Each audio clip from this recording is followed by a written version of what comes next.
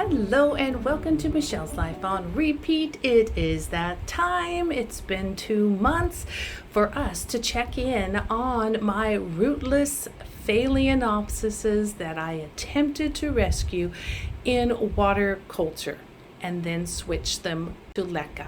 They grew roots and they are progressing, and then they progress to the next stage and the next stage, and here we are. This might be update number 4, maybe.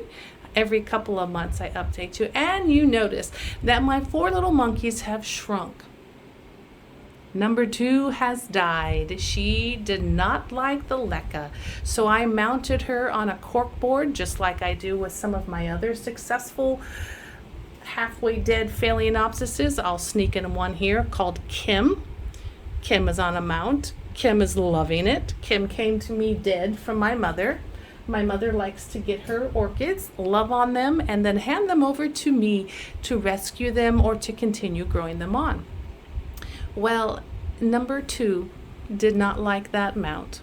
She, in fact, was rotting from the deep spot on her crown, and I could do nothing to save her, and just 2 weeks ago, she fell apart in my hand. Every Phalaenopsis is savable. Some of them, they are on the downward decline into Rotville, and you just don't know it, even from the day you buy them at the store. And they're beautiful. There is rot settling in somewhere in their crown or in their root system.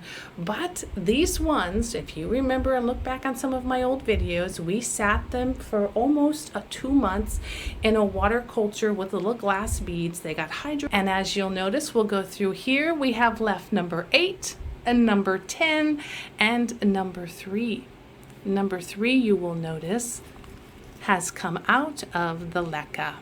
She was beginning to show signs that she did not like the water constantly around her roots, and she started getting a floppy leaf here. So I quickly rescued her last month, put her into a bark, and I let her drain like a typical Phalaenopsis because that is what she prefers. And so number 3 is continuing on in bark. Number 8 and number 10, yesterday I took them all out of their semi-permanent position. They were in a clear pot that I could see the root progress, and I can lift it and see if there was rot going on. And they had a few of their roots that did not like the water, and I trimmed them off.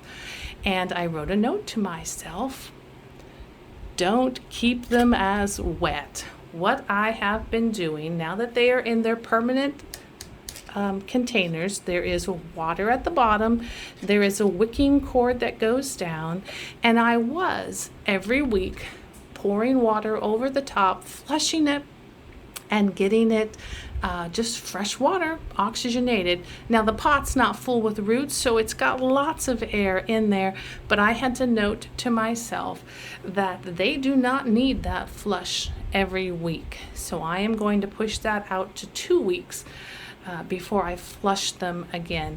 But I will keep water in the reservoir. It only holds that much, so I do have to check it, and when it's summer, she's going to be drinking a lot more. But I was doing the water at the bottom plus the water over the top, and some of those roots were just rejecting that much water. So they're doing well. I'm very happy. Number 3 here, we haven't given them any official names besides number 8, number 10, and number 3. Number 10, the same. She had some aerial roots that were starting, and then they had the root tip, so I just tucked it right under. Hopefully it'll continue on without a beat.